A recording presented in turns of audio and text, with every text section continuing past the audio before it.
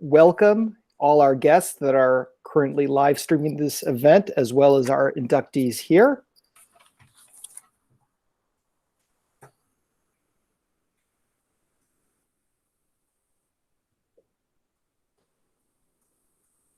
I'm receiving a message that some people are having trouble connecting to the event. I have made it available so that I'm supposed to receive requests to join and I can accept, but I haven't seen any of those come across yet. If people outside of the manhattan.edu domain are not able to join this event, I am recording this event and I will post it and share with everyone the link immediately afterwards. So one way or another, people should be able to see this. And let me see if I can do one last thing to our settings. But right now, I think we're being prevented from allowing others to join.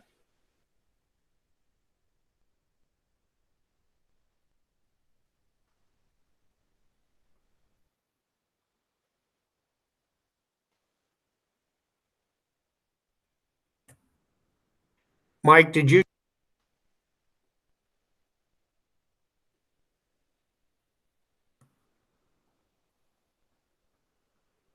Mike?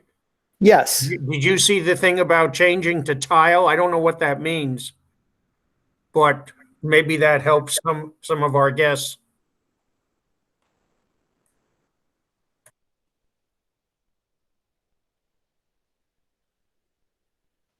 Yeah, we may not be able to have.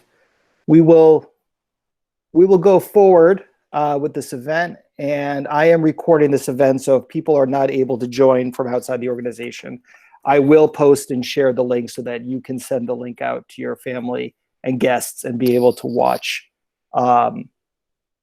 immediately afterwards. So let us begin.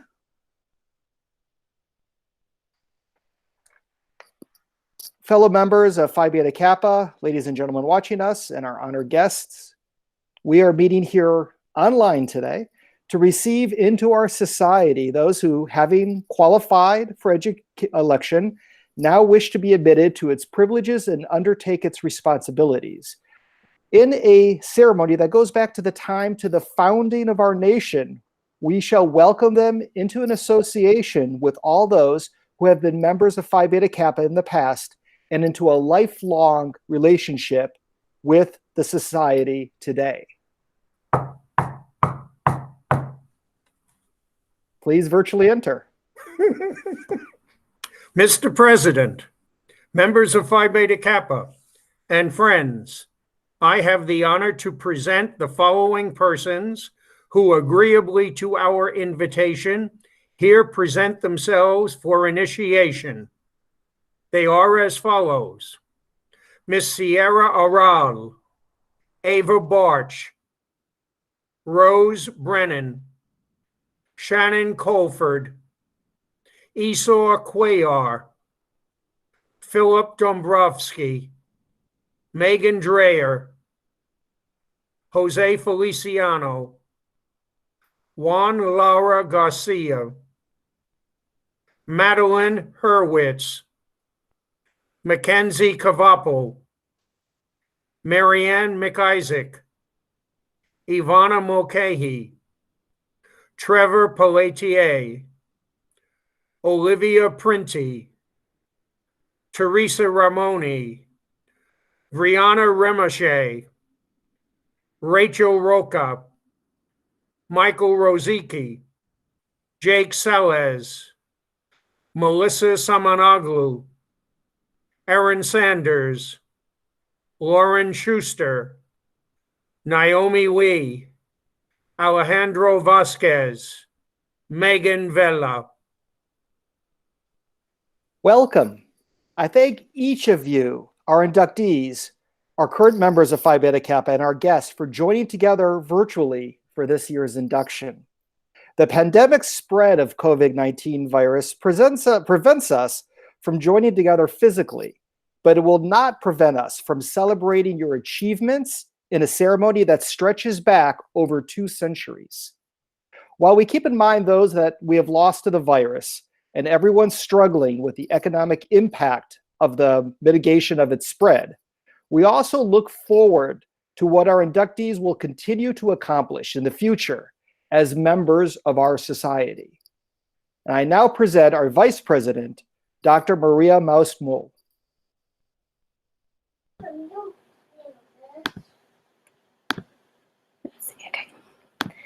According to Phi Beta Kappa documents dating from 1779, the president of Alpha Chapter greeted initiatives as follows. This society was founded by a few friends. At first, it was confined to a small number of very worthy students. They planted the scion, from which has grown this tree, that now buds forth before your eyes with blossoms of harmony and concord. It was engrafted on the stalk of friendship in the soil of virtue enriched by literature. To cherish and keep it alive hath been the constant care of those members who have succeeded. You are about to become one of those successors, and it is our fondest hope that you in turn will come to cherish the society and will strive to perpetuate the spirit of this greeting. Thank you. Now, as customary on this occasion, our chapter's historian, Dr. Adam Aronson, will give you a brief account of the history of the society. Thank you. So on December 5th, 1776, a group of young men who were studying at the College of William and Mary in Williamsburg, Virginia, met at Old Raleigh Tavern to create a secret society, at once intellectual and social in purpose. The president's greeting to the new members read in part, "Here, you are to indulge in matters of speculation, that freedom of inquiry that ever dispels the clouds of falsehood by the radiant sunshine of truth."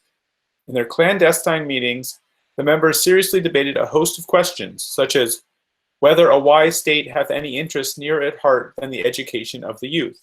The establishment soon after of chapters at Harvard and Yale ensured that Phi Beta Kappa would survive the arrival of General Cornwallis's troops at Williamsburg.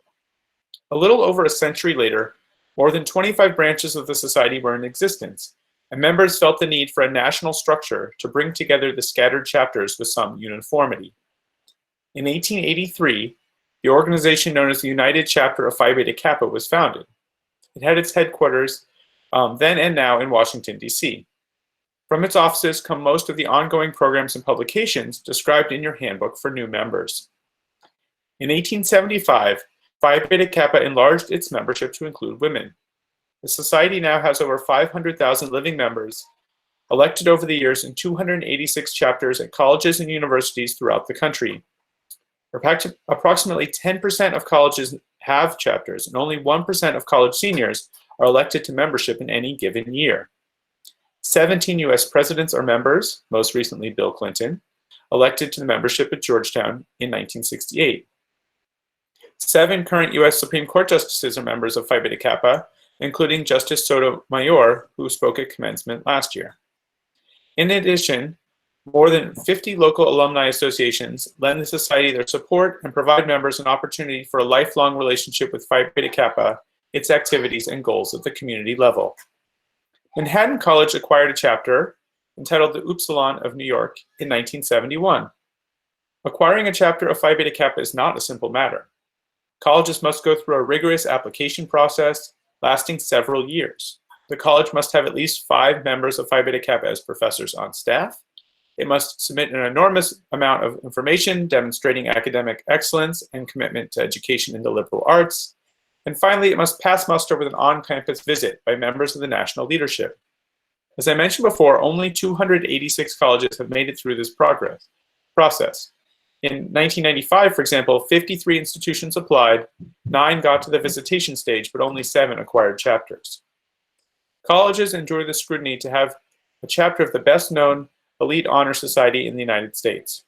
Brother Abdon Louis Garaviglia, a literature professor who had become a member of Phi Beta Kappa at Catholic University, was the driving force behind Manhattan College's 10-year effort to win its own chapter to the society. 10 years is about the average this actually takes. When the Upsilon chapter of New York was established at Manhattan College in 1971, it became the first Christian Brothers school and the 6th Catholic institution of higher education to acquire a chapter. Phi Beta Kappa continues to take great pride in its origins.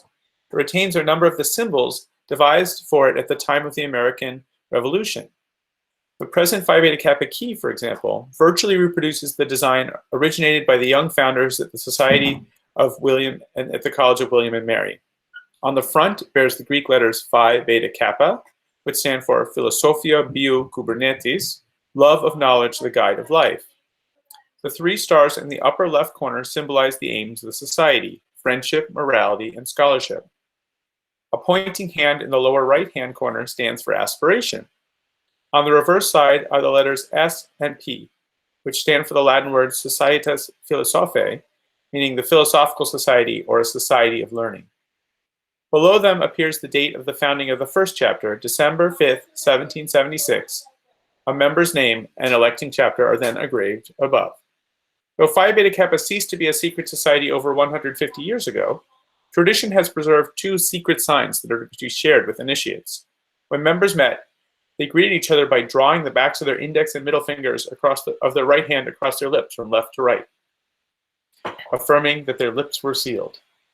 They followed this sign with a handshake, one of the traditional forms which may be revealed to you at the end of the ceremony, but not online and not in the era of COVID. The society's symbols and purposes are now well known across the land, and we'll be happy to show you at a time when we're allowed to do things like shake hands again. These purposes were eloquently summarized in the following statement by one of the Society's eminent members, Charles Evan Hughes, former Chief Justice of the U.S. Supreme Court. The particular interest of Phi Beta Kappa is in liberal education. Intensive critical study of educational aims and methods has found nothing to take its place.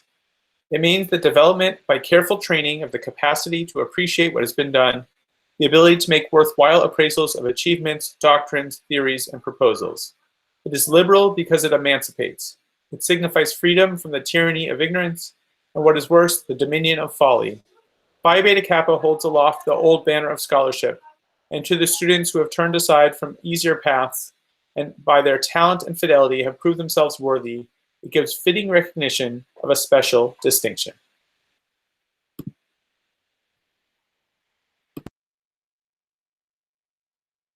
Thank you.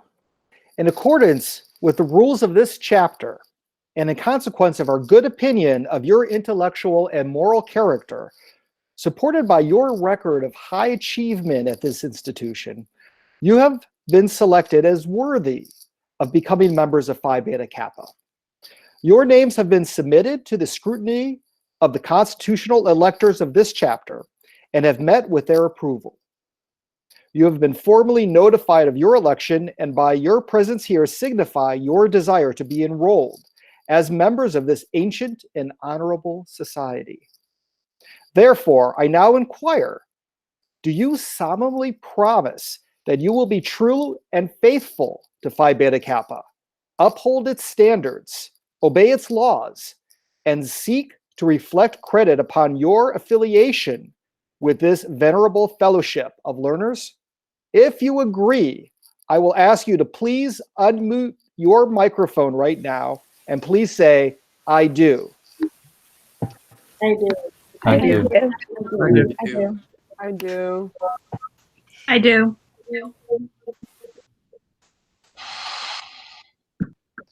Thank you. Please remute your microphones. And I believe that was the very first oath of Phi Beta Kappa administered virtually. So congratulations. I now ask that our chapter's Secretary-Treasurer, Dr. Michael Judge, commence with the recording of names. Each of you has now affirmed your loyalty to Phi Beta Kappa and pledged to uphold its standards. We welcome you into the ranks of membership and ask that as I call your name, you type your name in the chat window as we record this proceeding digitally and include it in our chapter register. Sierra Arel.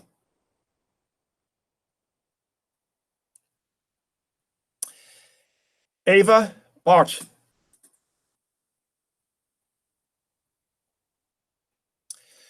Rose Brennan. Shannon Colford. Asa Cuellar. Philip Dombrowski.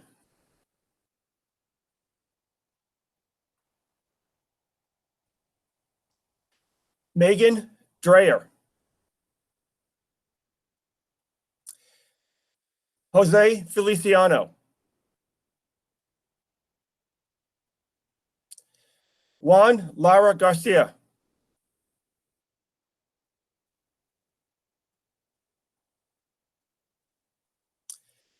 Madeline Hurwitz. Mackenzie Cavill. Marianne McIsaac.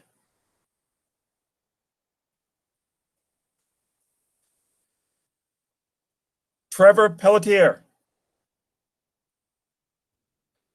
Olivia Printy.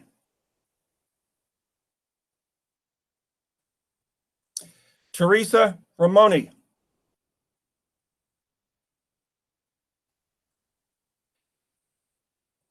Brianna Romanche.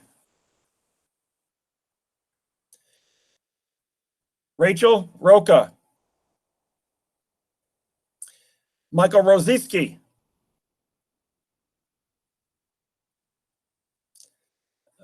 Jake Salas.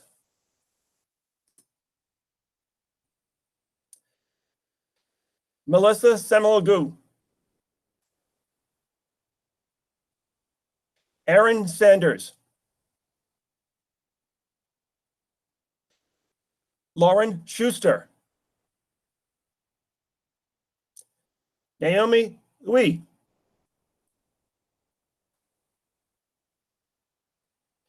Alexandro Vasquez.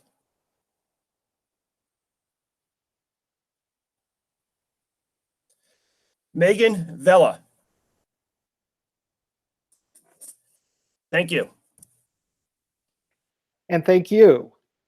And to let you know, we are going to include the names that you have typed in this chat window in our official register, which includes the signatures of all of Manhattan inductees since its founding. I now present Rebecca Lowe, Meredith Taylor, Victoria Webb, and Alyssa Duniak, who were inducted into our society last year as juniors. They will now present the 2020 Brother Francis Bowers Scholarship. Brother Francis Bowers was a charter member of Manhattan College's Upsilon of New York chapter of Phi Beta Kappa in 1971.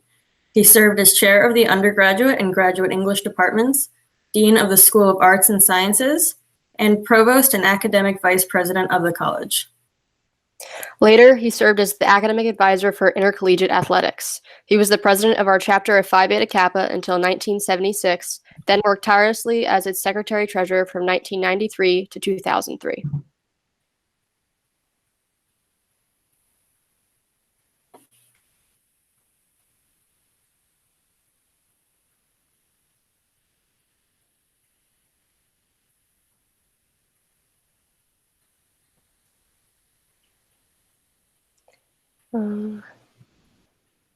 Brother Bowers exemplified the value of a liberal arts education.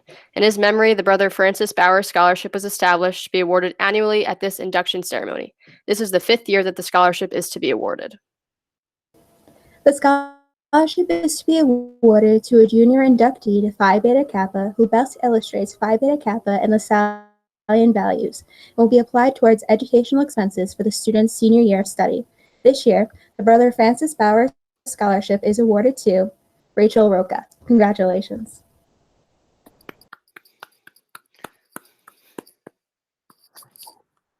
Thank you.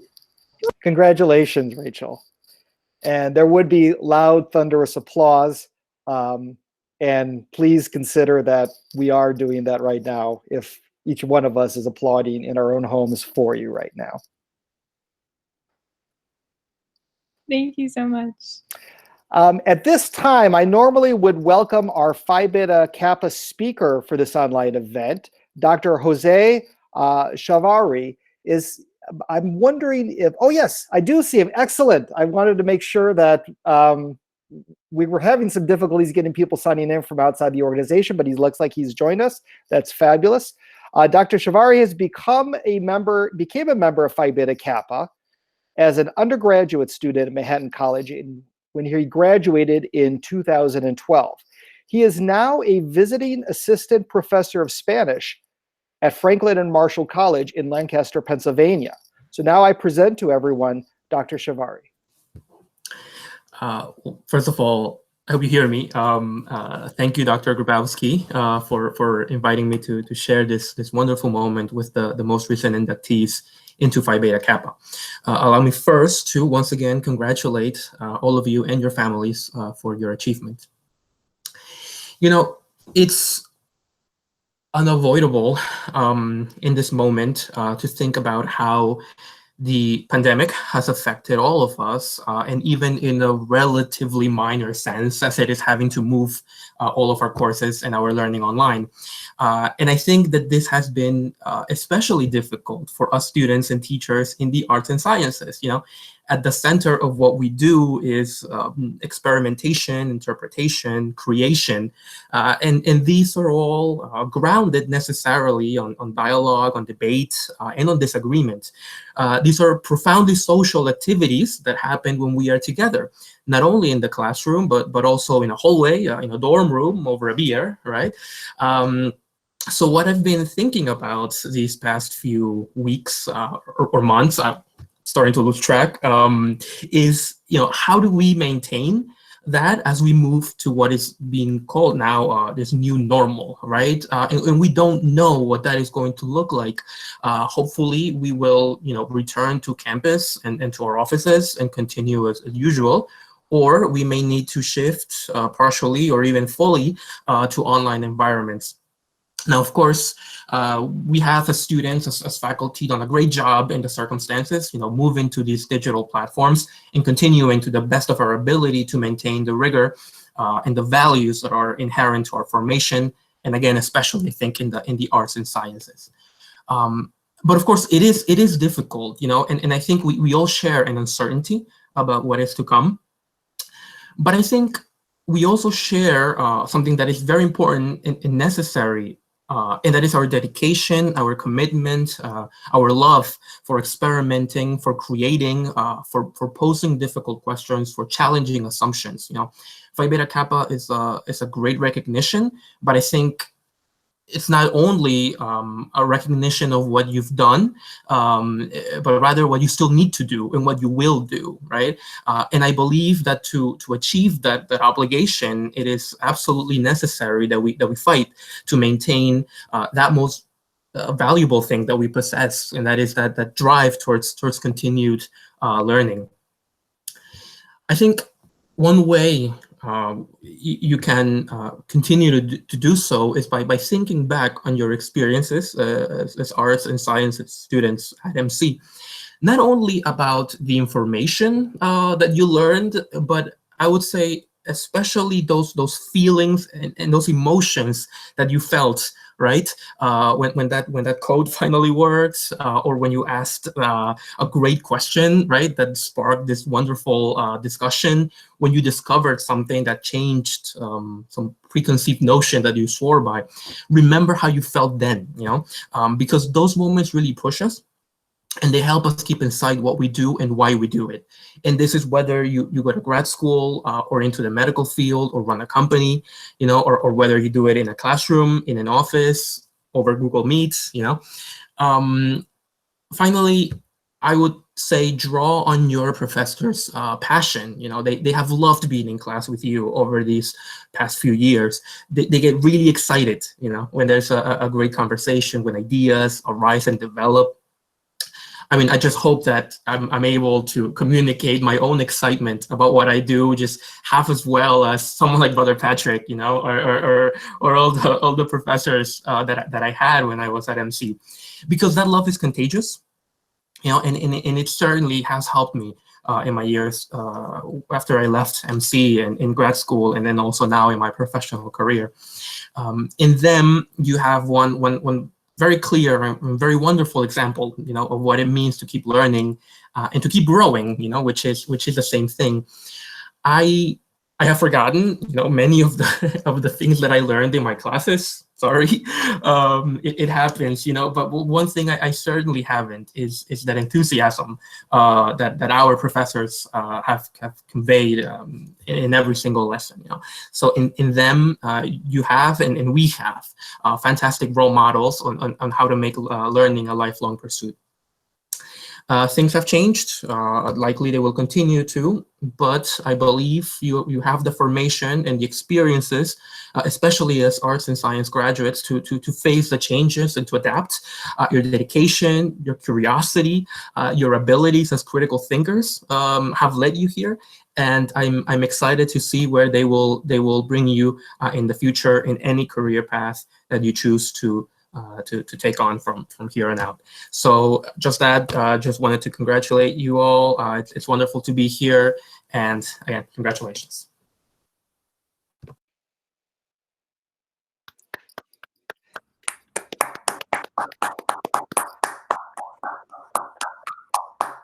Thank you, thank you. I now present a short video message from Fred Lawrence, Esquire, the Secretary and CEO of the National Office of the Phi Beta Kappa Society.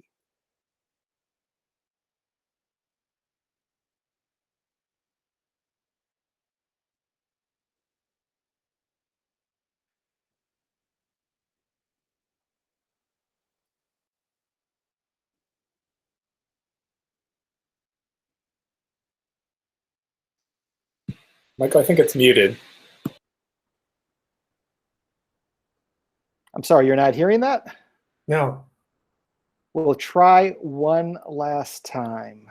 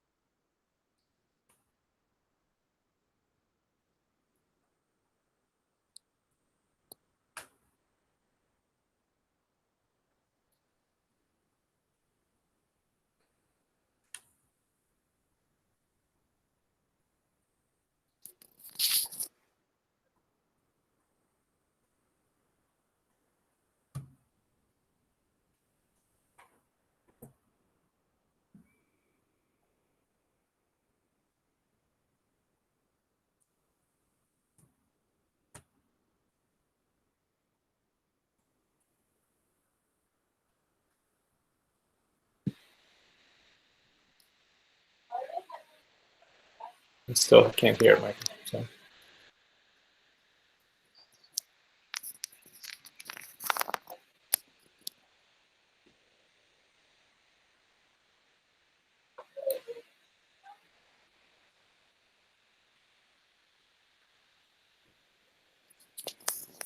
It looks like the presenting screen is muted. I don't know if there's a way to unmute that, Michael.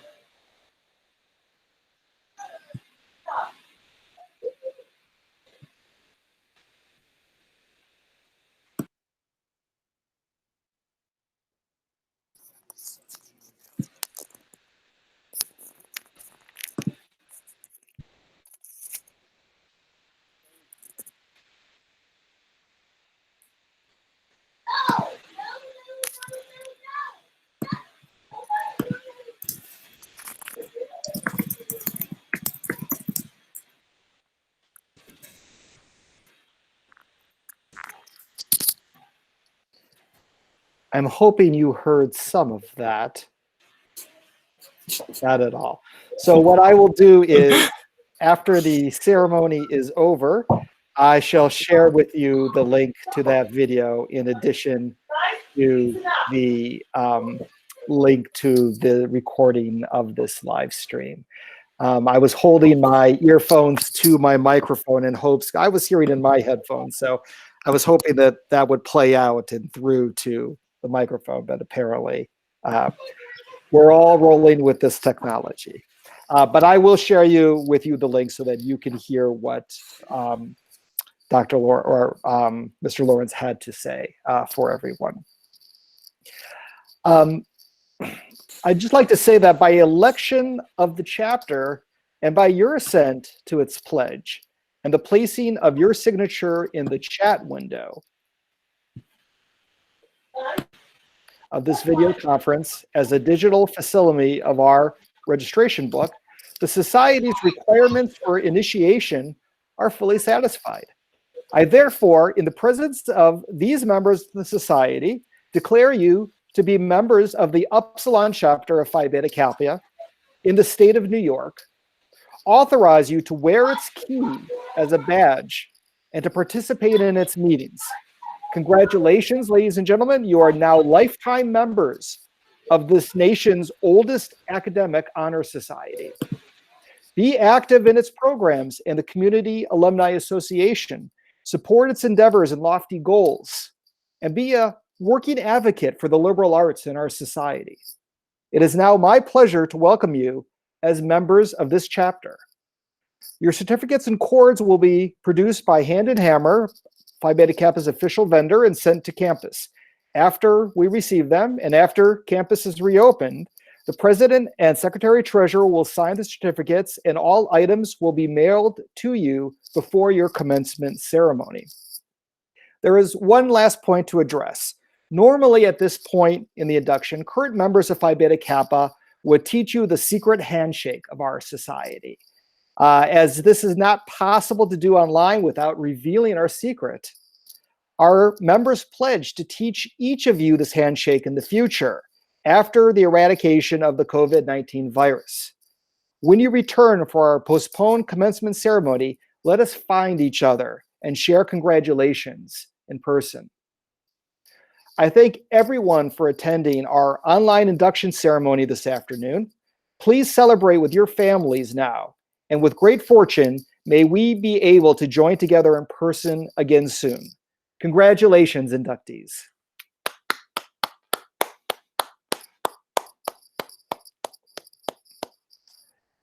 As soon as I sign off and stop this recording, I will upload it and share with you all the link so that if your families were not able to watch this live, you will be able to share with them and they will be able to watch shortly, very soon. So thank you again for joining us. Please stay safe, stay physically isolated, but socially connected, and may we see each other in person again soon.